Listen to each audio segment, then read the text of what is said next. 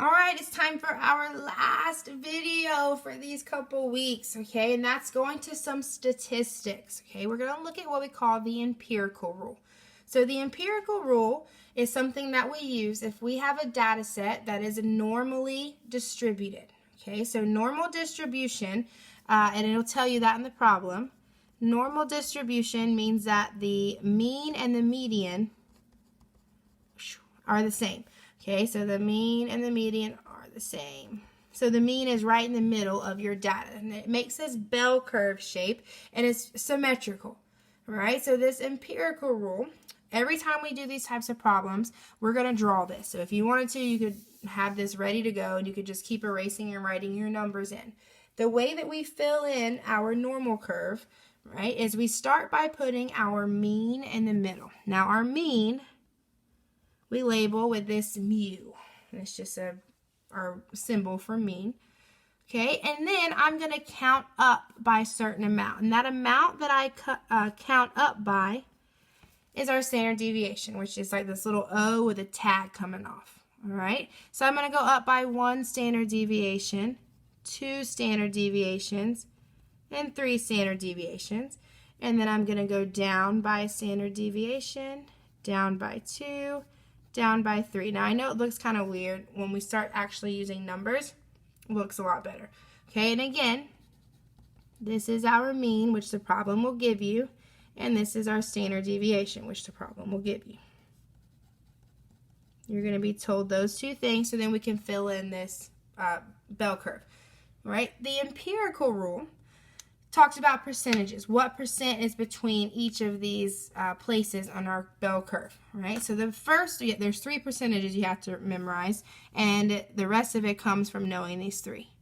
So within 1 standard deviation of our mean, so 1 to the left and 1 to the right, 68% of the data falls between those 2 values, which means most of our data, over half of the data, is right here in the middle, within 1 standard deviation of the mean. All right, then if I go to 2 standard deviations, all right, I'm at 95% of my data. So almost all of the data is within those 2 standard deviations of the mean. Right, and then our last one, our third percent you got to have. There, not a very good drawing, but that's 99.7% of our data. That's pretty much all of the data. Okay, once you have these 3 percentages memorized and where they go, you can find any percent within this bell curve. And what I mean by that is that if I wanted to figure out the percent that was, right here, just right here, so not the full 68, but just this one part. Well, it's symmetrical on both sides, so that means that if this whole chunk is 68%, half of it is 34%, right? And I could do it again. I could say half of the 4 chunks, or half of the 95%, is going to be half of the 95, which is 47.5%. Okay, and you could do it again for the 99.7. Or I could say, all right, I want to know how much is, we'll say here to here, right? A not symmetrical part, but something that is these 3, right? Well, I know that this one chunk is 34, and I know that these 2 chunks are 47.5, so all we have to do is say 34 plus 47.5, all right? And I don't have that in my head. That's 81.5. So it's just a matter of breaking it apart based on the 68, 95, and 99.7. All right, so the types of questions we have is going to give you the standard deviation and the mean. So the first thing we're going to do is draw and label a curve anytime we do these. So I'm going to draw it over here, kind of sort it out of the way. Rough sketch, line down the middle, and then 3 tick marks, or 3 dotted lines on both sides. Right in the middle, we put our mean. So our mean is 175. Oh, not 1175. Goodness, 175. And then I'm going to count up by my standard deviation of 37. So we'll do 175 plus 37, and that's 212, plus 37, 249, and then plus 37, that last tick mark is 286. Then I'm going to count down. So 175 minus 37 is 138, minus 37, 101, and then minus 37, 64. So every time we do these, you're going to put your mean in the middle, count up, count down by your standard deviations. You need 3 on both sides.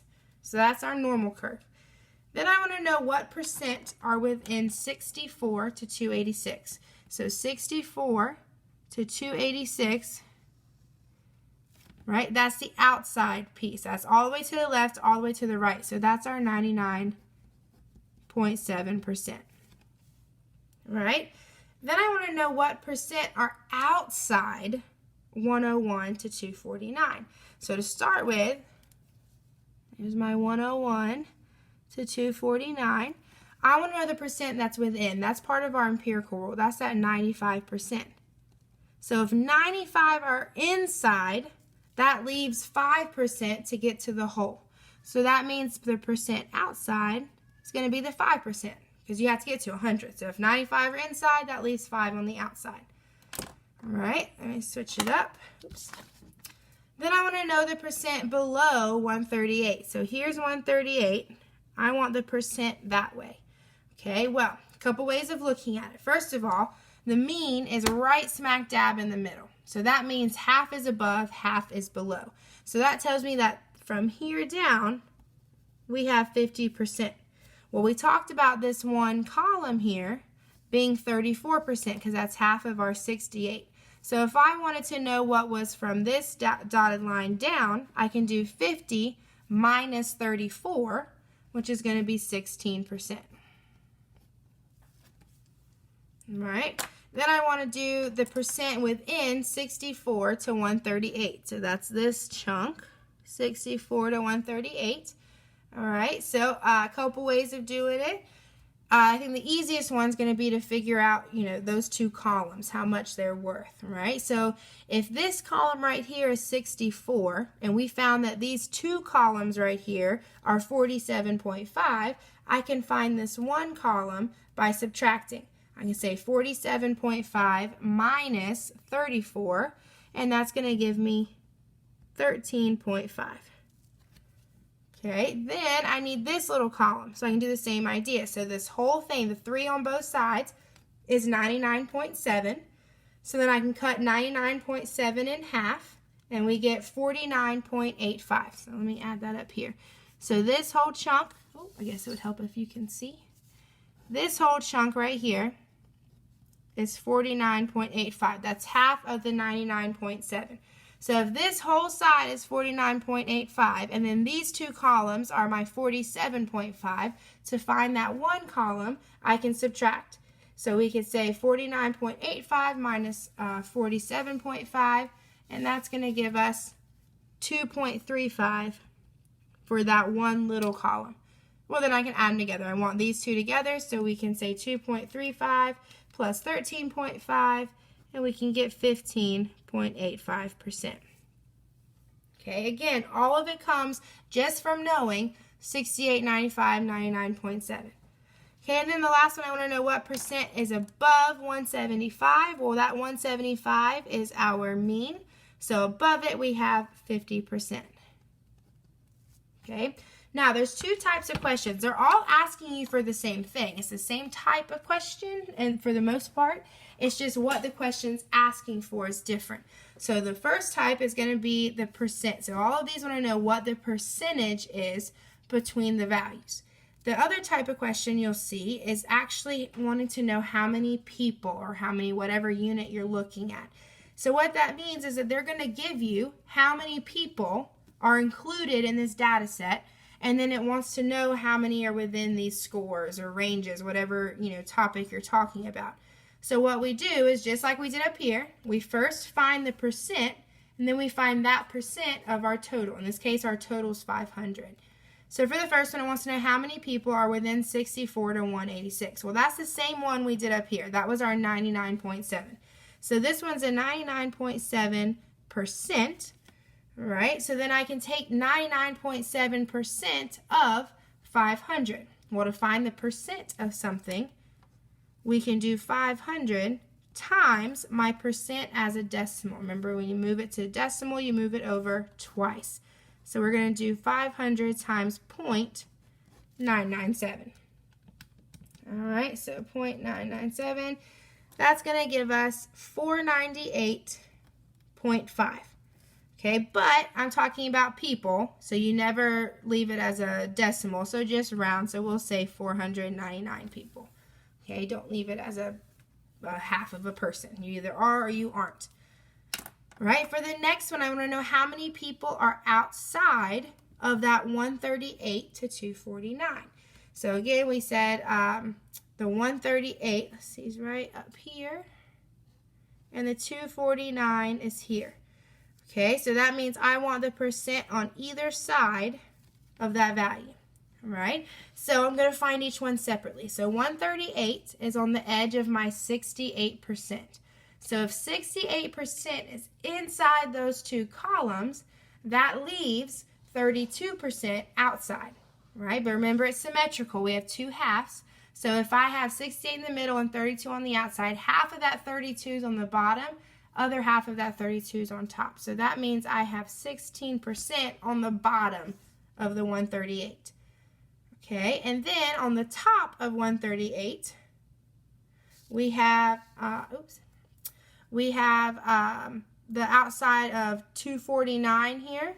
Well, the 249 is the outside of the 95%. So if 95% is inside those four columns, that leaves 5% for the outside, half on the bottom, half on the top. So half of 5% is 2.5%. So that means outside of this range is going to be the 16 plus the 2.5, which is 18.5%. But because I want how many people, I'm going to take that 500 times 0.185. All right, type that in the calculator. And we get 92.5, right? But remember, don't leave anybody as a half person. Go ahead and round it. So that one would be 93. All right, then I want below 212. Okay, so 212 is over here, and I want below. Okay, the way that I'm going to do this is I know below my mean is half, so that's my 50%. So this one's going to be 50% plus this one column. So that one column is 34%. Okay, and again, there's other ways you can do this. I'm just going what comes to mind first. So below the 212 is my 84%. So if I want to find 84% of 500, I multiply by 0.84. Nope, wrong thing on the calculator. And we get 420 even. So that one we don't have to round. And our last one, we are so close. Our very last one. I want to know how many people are above 286. So here's my 286. I want the percent that's above.